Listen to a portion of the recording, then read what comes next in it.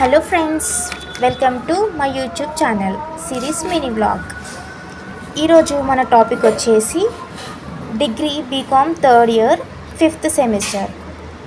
So ఇందులో only BCom వాళ్ళకి మాత్రమే కాస్ట్ అకౌంటింగ్ సబ్జెక్ట్ ఉంటుంది. ఇందులో ఇంపార్టెంట్ క్వశ్చన్ ఆన్సర్స్ ఏంటి అంటే, ఇందులో ఎన్ని బిట్స్ ఉంటాయి, ఎలా రాయాలి, ఎన్ని క్వశ్చన్స్ అటెంప్ట్ చేయాలి అనేది చూద్దాం. ఫస్ట్ సెక్షన్ ఏలో 10 క్వశ్చన్స్ ఉంటాయి. అందులో ఏవైనా 5 క్వశ్చన్స్ మాత్రమే రాయాలి. ఒక్కోదానికి 4 మార్క్స్, టోటల్గా 20 మార్క్స్ అన్నమాట. అండ్ చూద్దాం ఒక్కొక్క క్వశ్చన్ ఏంటనేది చదువుదాం.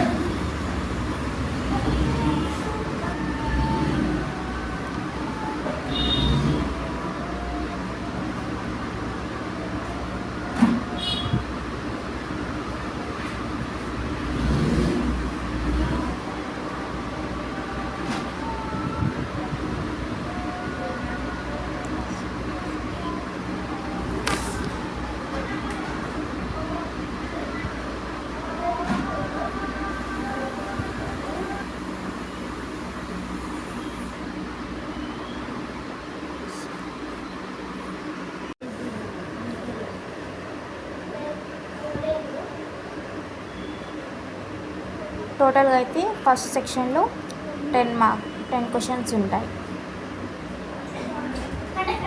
ఏదైనా 5 క్వశ్చన్స్ మాత్రమే అటెంప్ట్ చేయాలి.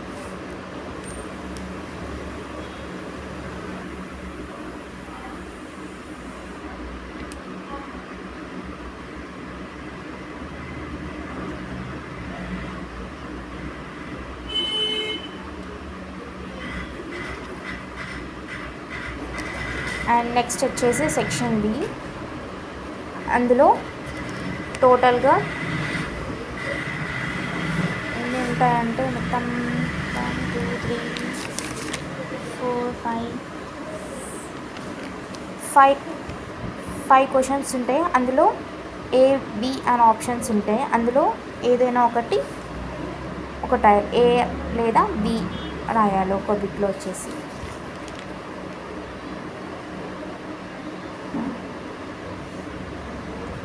దీనికి టోటల్ మార్క్స్ వచ్చేసి 60 మార్క్స్. ఒక్కోదానికి 12 మార్క్స్ అన్నమాట.